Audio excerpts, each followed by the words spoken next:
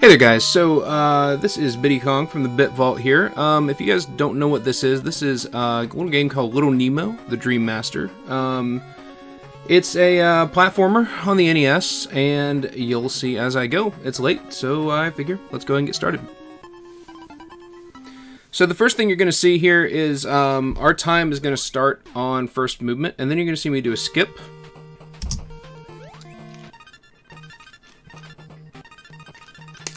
And I missed it. So basically the idea there is, I'll just explain how that should have gone, is you can skip this first cutscene, which actually adds about 20 seconds to your time. If you jump and go straight into the down crouching animation, and then jump straight out of the down crouching animation without ever standing, and you can pause buffer it, which you actually saw me do once there. You know, it's kind of a weird run because it starts out with a glitch right away. And so usually to get a good run going, I may do that 2 or 3 times, reset, because it's kind of hard to do. It's frame perfect trick, but the pause buffer helps us. Anyways, so the point of Little Nemo is to go through at least the first 7 levels and get keys to open doors at the end. If you read what Flip said, then that's really all he told you. The first part that's a little technical in this part is the mole, which I actually did pretty well there. You want to get all 3 moles, or all 3 candies in the mole to transform into them before the second frog goes down, otherwise you gotta wait like 3 or 4 seconds longer than you should. And then you have an intentional deboost here, not a big deal. And you go over here, and there's a safe strat I'm gonna do right here with the frog, because the one that's maybe a second faster also might get you thrown right in the waterfall. So then we do this right here, go under here, pop up here, and we're almost done with the first level. Get this key. Oop. And you always want to be in the air when you're the frog because you move way faster. And then, boom, we deboost off of the lizard. There's an interesting thing with the frog. He kills things by jumping on them, but one of the hallmark things about Little Nemo is that the hitboxes suck. So the frog, even if you land on something and you kill it, you may take damage too, or you may not. It's kind of a 50-50. Kind of weird. But anyways. And then we split, or at least I split, when I see the text of the next level. So, yeah, due to that 20-second time save, or time loss, I'm behind, but that's okay. And I missed it again. So that's actually the hardest cutscene skip in the game, because you gotta do that jump 4 times. Yeah, kind of hard. But that's okay. So here we go. So we got the monkey right here, and this level there's a lot of climbing. Now this is the flower garden, as I'm sure you saw, and there's a lot of people that have a lot of nostalgia for this game, but since I began running it, I've found that most people seem like they haven't really gotten past this level, and I know as a kid I didn't. I actually only completed this game casually for the first time probably a little over a year ago, so I haven't been running it all that long. But anyways, this is a new strat that we've just started doing. We used to go back over to the left, get the lizard, and then drop down, but we're going to do this instead. Oop. I went a little too far and almost got knocked off the edge by the bee. Good reflexes. So right here, you want to jump, kind of go over this lizard, over those birds, go slightly off the screen, and then drop down on that flower right there, and then cancel out before you hit those spikes. Spikes are instant death in this game, just like a Mega Man game. The difference is, and I'll talk about it in level 3 especially, is iframes don't protect you from spikes, and that's an intentional death, by the way. It's just a shortcut back up top, and then on this hill right here, if you don't die right there, then it spawns this little Easter bunny that kicks eggs down at you like footballs. They're kind of annoying. And those are tadpoles. And they suck. Tadpoles and pollen are the worst enemies in the game. So you see what I did right there is I threw a candy before I jumped out of the water. For some reason it resets the RNG, and normally jumping out of the water, you have 2 heights. You can either jump 1 block high or 2 blocks high. And if you throw a candy right before you jump out of the water, you have like a, 4 out of 5 chance of actually jumping 2 blocks high, whereas otherwise it'd only be 50-50. It just makes it easier. So we're past Flower Garden.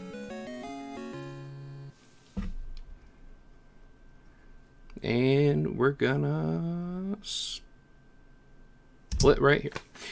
Next one is House of Toys. This is an auto-scroller, and really, this is what I would call the run validator, if there is such a thing, because this level is just a whole bag of random, and I'll explain what that means. I always feed candy to the train at the start, just to make it be nice to me. But basically, you have planes, and those planes right there, the same number of planes will spawn every time, but they always spawn in random places. And also, they random ones will fall and not fall. So, and then the trick with the balloons will also drop their bombs randomly, which is awesome. Trick with the balloons is you run away from the first one and then run towards it, and you'll right away, and you'll avoid the second one. But the reason why this run is the validator is because usually if I'm doing a run and I die on this level, or not usually, if I'm doing a run and I die on this level, I reset. If I finish this level, I just finish the run, just because it is kind of a pain. So, and if you're playing this casually, this is usually the brick wall that people hit when they play it casual. And you'll see why in just a second. There's this very specific part. And I'm actually a little too close on health for my own comfort right now. So those keys, you actually don't need those 2 keys to finish the level. They're really just there as markers to show you where to jump. Now this part casually makes you pee your pants the first time you see it. But it's really easy. You stand on the first 2 nubbins of the back car, and then go back to the back of the back car after the first low spikes, and there you go. You're through. And then you grab your med kit. And this is where that part where I said iframes don't protect you from spikes really comes in.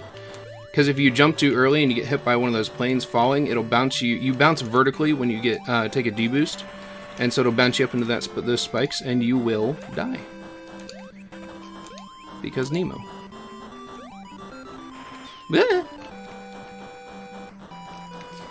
And we're just gonna let it choo-choo along. We're almost to the end. And then here we just... You don't even need to get those 2 keys. They're kind of swag keys. And there you go. That's the end of House of Toys. Like I said, it's an auto-scroller. It goes pretty much the same every time. There's not much variation there. Next one is a level called the Night Sea. This is actually my favorite stage in the game. Has a couple of really annoying enemy spawns that I'll point out if they happen. But it's also our last crouch cutscene skip.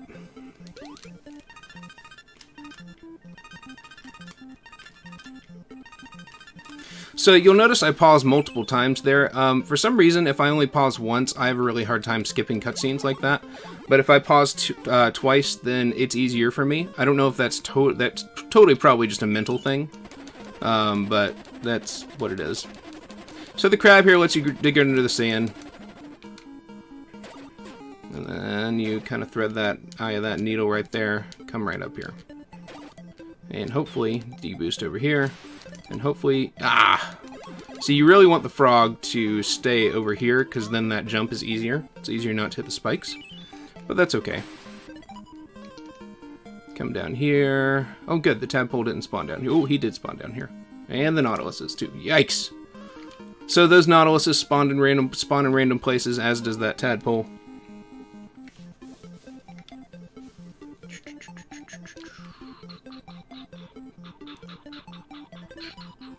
And then I always come up to that corner to make that fish spawn so he doesn't hit me and knock me into the spikes down there. And then of course you've got nautiluses down there, because why wouldn't you? And then come down here. And do this, do this, do this. Come up here. And there's a really annoying tadpole that spawns here sometimes. If I left right, sometimes I can despawn him. Sometimes I can't. I'm just gonna freeze him up there. I didn't do it on the first time around, but that'll despawn him, basically.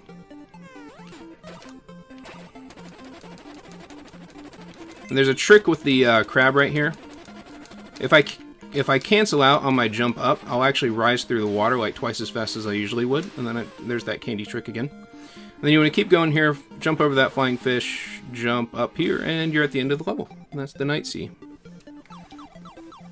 It wasn't terrible, but it wasn't amazing.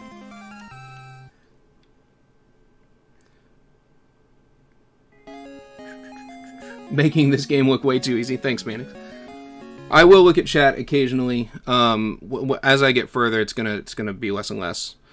So we also skip the cutscene in this one. This is our last cutscene skip, but we do this by buffering. We hold left and A as the level's loading, and boom, we skip the cutscene. Now, here's the deal. This is where the game gets pretty unforgiving, because Nemo is notorious for having no checkpoints in places where it really should have checkpoints. If I die at any point in this level, then I have to start the entire thing over again. Nemo isn't really an action platformer, it's a puzzle platformer. So everything builds on each other, so they expect you to get animals all in very specific orders, and there's honestly very little secret sequence breaking. There is a bit, especially later on, which will be fun to watch. But for now, we are actually going to try a sequence break right here. And this is called the basement skip, and I'll explain in just a second. Oh, didn't get it. So that's the basement skip. You could probably see what it was supposed to be. It was supposed to be me getting on the other side of that platform, and that would avoid me having to get this lizard. It's extremely difficult to get. It's a frame-perfect thing. You have to jump from that very last pixel on that block, and my PB does have it in it, so pretty much anytime I don't get the basement skip, we don't get a green or a gold on this split, but that's okay. It is like a 15-20 second time save. And then you go and you get the B. You actually wear his skin, and your face is where his face was, which is kind of creepy. But, anyways, the B has some eccentricities that a lot of people have issues with when they first start the game. You would think that, he only has a certain number of times he can flap his wings, and that's actually not true. He can only be in the air a certain amount of time before he loses the ability to flap his wings. So you could actually drop off a ledge, and you could not flap your wings ever at all, but after being in the air for so long, you will end up falling to your death because you're over a hole or something. It's a really weird mechanic. I don't know why they did it that way. If I was brave, I probably would have deboosted off of those pancakes, but that's okay. But yeah, that's just how the B works. So this is what I call the 1-hop, 2-hop drop. So you just hop on one block, hop on the second one, and then you fall right into this little alcove. And then there's a key hanging out waiting for you over here. And then we come over here, we kind of thread the eye of this needle, get up on that block, recharge our flight, and then move on over here. Then come on over here, and fly on up to the attic. And this is where we're gonna start seeing my least favorite animal, which is the mouse. And the mouse, he's kind of a jerk. His hitbox is way too big, first of all. It extends beyond his bounds. And then secondly, if that weren't enough... Oh, I got box skip. That's great. If that weren't enough, the hitbox for his attack is also really stupid. And I'll explain why in just a second. Now, I could actually go jump that gap right there before he shoots that second shell, but that kind of gives me a really weird pattern. And since this is a run in a marathon that I don't want to die and reset during, I'm not going to do that. But you'll see why I need my life here in just a second. So I'm going to come over here, I'm going to hit this block, and then I got that second block. If you hit the third block, you can't go up and grab that key, and you got to go all the way down and grab the B, which you guys will never see, because I don't have to go down and do it. Down below me, and then fly all the way back up again. It's a huge time loss. Now, the hitbox for the... see that? I missed the second block. I hit the third one. The hitbox for that hammer is just really stupid. To hit the blocks that are 2 blocks high, you kind of have to swing it like right when you're like barely above the ground. But that's the end of Nemo's house. That's probably the most nerve-wracking level before Nightmareland, before World 8. Next one is Cloud Ruins. This one is super fun to speedrun. If you do it perfectly, you can pretty much just go without stopping the entire time. And we take this cutscene here. We never skip this cutscene because you're likely going to just fall right in that pit. And then that's a big time loss instead of a time save. And then you still got to watch the cutscene again because you didn't play it the first time. So I'm going to try to do something right here called Cloud Skip, and you'll see what it is. Did it. Got it. So basically you jump, you've only got a few frames to do it, but you jump right at the edge of that platform onto the third cloud instead of the first one. And then this part, when you're playing this game casually, inevitably results in many deaths until you learn the pattern. Really, the way to do it is just to memorize it and get ahead of the birds. And then up here, one time, I will not want to be ahead of the birds. I want to be behind them right there. Now, the trick with this part is you don't go right until you see the screen stop scrolling up. If you do see it, if you do go right before it stops scrolling up, I don't know if it doesn't have enough RAM. That's actually an issue with this game, but it doesn't have enough RAM to draw the rest of the level. You'll have to go all the way back to the left and go right again.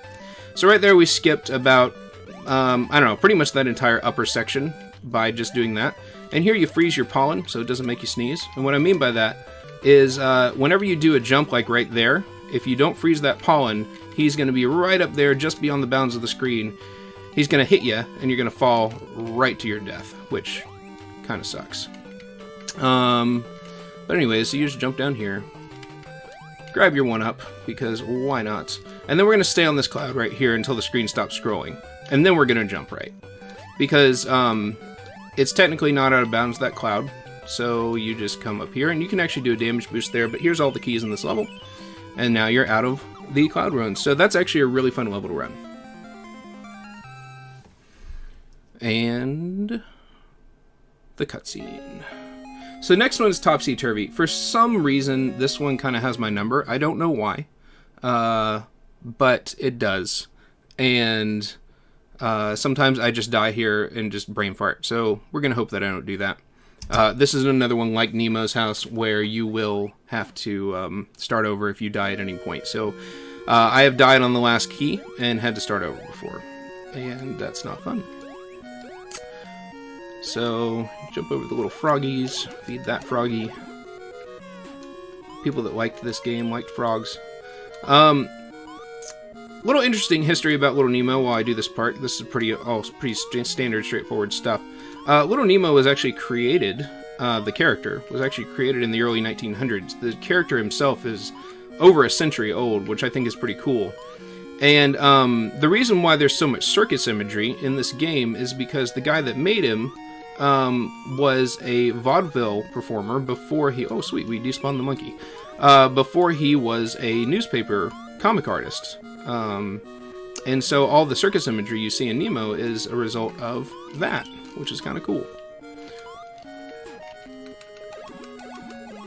And then you come up here, face jump. It's okay. If you got enough health, you can take that hit. Come down here, grab that, and then we're gonna damage boost over the plate monkey. And then do this right here, and if I do it the quick way and don't screw it up.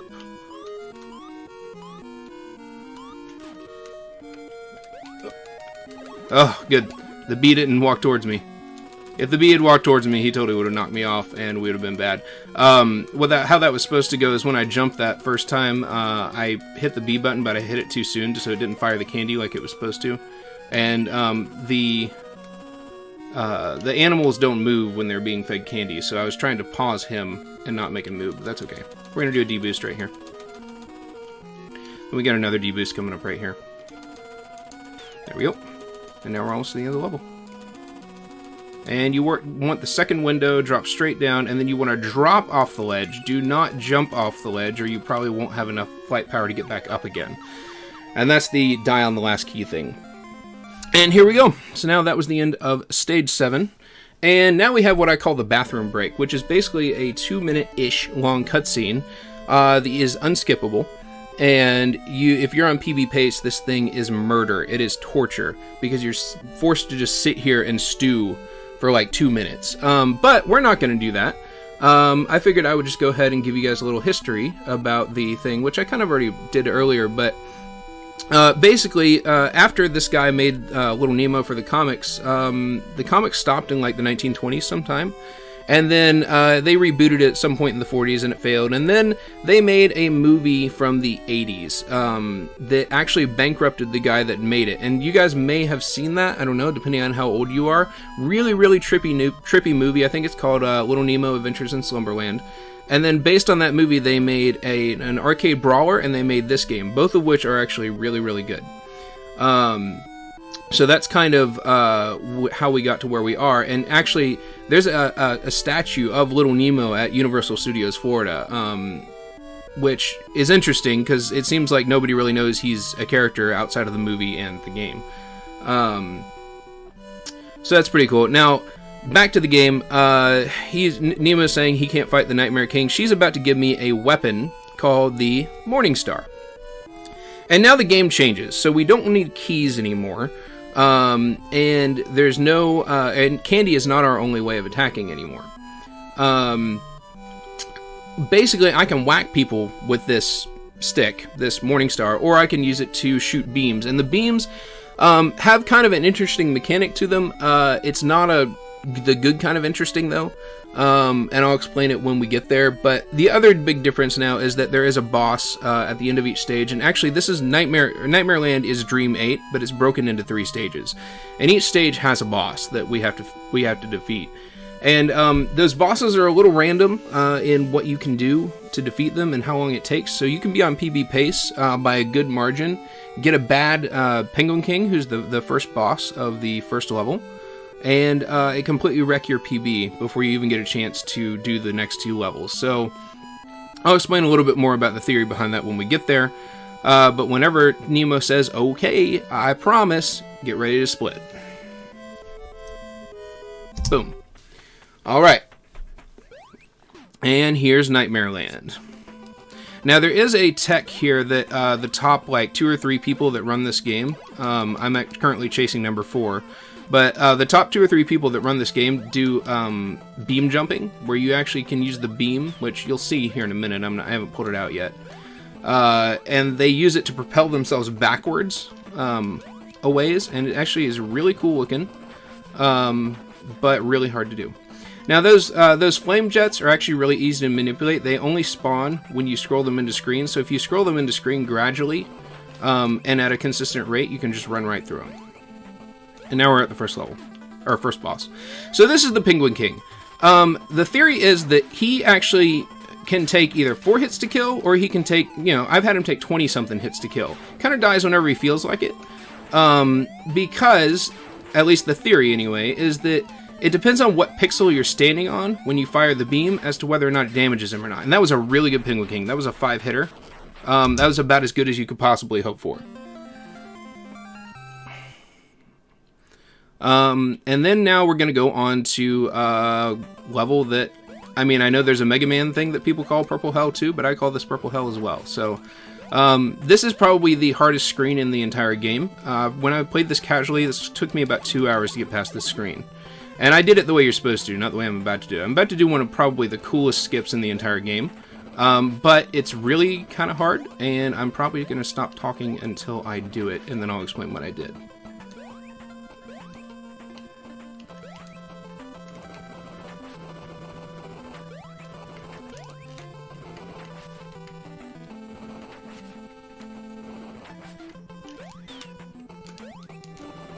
There we go.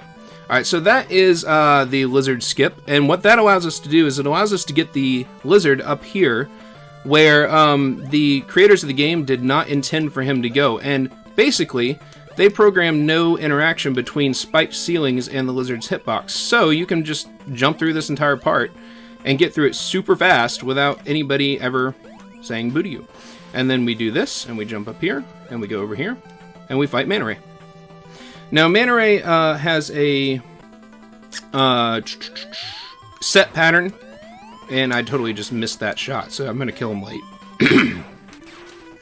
And he's entirely manipulable, and he's the only boss in Nightmare Land that you can totally manipulate. And he's... Let's see if I can sneak in an extra hit. Nope. Alright, so he's going to come over here. And we're going to kill him right there. So, the quick kill on there, you would kill him off-screen on the first diagonal pass down. I went 2 cycles longer than I should have, but that's okay. And I also, the reason why you see me run around every time I kill a boss is because you split on when Nemo stops moving. the top 2 or 3 people, again, will beam skip across this whole part. I'm not quite that good yet. One day, maybe. But I'm going to try to freeze that guy and let him follow me over here. Because what it's going to do is it's going to despawn these pancakes up here, so I don't have to wait for them to drop through. So basically there should be 3 pancakes right there. And the game basically just doesn't have enough RAM to draw the pancakes and the bee guy. So it just lets you go right through. People also like to kill those bats. I always end up falling in the holes when I kill the bats, and it's not that much of a time loss just to wait for them to fly by and jump over them. And we're coming up on the hardest casual jump of the game right here. You've got to jump from very far on that platform in order to grab that wall. It can be very frustrating. And then kill that bee, or kill that bat. And I'm going to come down here, and the second I hit that corner, it's going to respawn that bat, and he's going to fly over here, and we're going to do the ram trick again. Despawn the pancakes. Then we're going to come over here, come on up here. Oh, we got a mean mouse. So mean mouse comes towards you, so you got to fly over him. Nice mouse goes away, so you can just land right next to him and feed him. And then we use him to face jump up. Face jump up the mountain. And cancel out. I always cancel out of mouse before I get here because his hitbox is bigger than Nemo's, and the hitbox of those flames is actually pretty big. Now, the key to this part, if you're ever playing this casually, never stop. If you stop and you let more than one set of flame jets go up, it becomes really hard to jump over them because their patterns just get super random on you. Now I'm going to come up here, I'm going to do this, drop down. I actually just started doing this earlier tonight because it despawns a snail down there that I don't have to wait for. And now we're on to the final boss. Game Over Cancer. I love this game so much too. This is the only game that I speedrun actually. Alright, so Nightmare King. So this is another guy. He's not quite as random as Penguin King, but the best way to avoid his attacks is just kind of to memorize how far away you have to be in order to avoid his lasers. And then you have to deal with the red phlegm, the bloody phlegm, which is probably the worst part of this fight. It's actually not made to hurt you so much as it is just to get in your way and make you second guess yourself and get hit by the lasers. Oh, and also to shield him like it did there. And I am way too close to him right now. I was hoping for a quicker kill than this. Again, Nightmare King is a little random in when he dies. Okay, gotta be careful.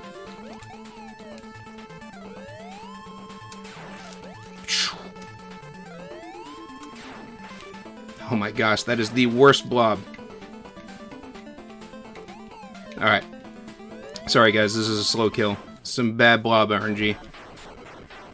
And boom! 27:38. It's about a minute and 20 seconds above my PB, but that's okay. So there you go. So that is Little Nemo the Dream Master. The World of Dreams is saved, and since this is the last run of the night, everybody can sleep peacefully on that. So that's Little Nemo. If you're interested in running this game, it's a lot of fun, honestly. It's a little hard to get used to at first because the hitboxes are kind of weird. But there's not a lot of us that run this. I think there's only like 11 or 12 of us on the leaderboard at all. So it's totally something that's worth picking up. Super fun game to play. Thanks so much to Strizer for letting me participate in this thing. And, you know, Game Over Cancer. Awesome cause too. I'm going to go ahead and sign off. I know that it's late and we're behind schedule, so I'll throw it back over to Strizer so he can do his giveaways or prizes or whatever it is that he's going to do. I'm curious to see myself. So thank you guys for watching, and everyone have a great night.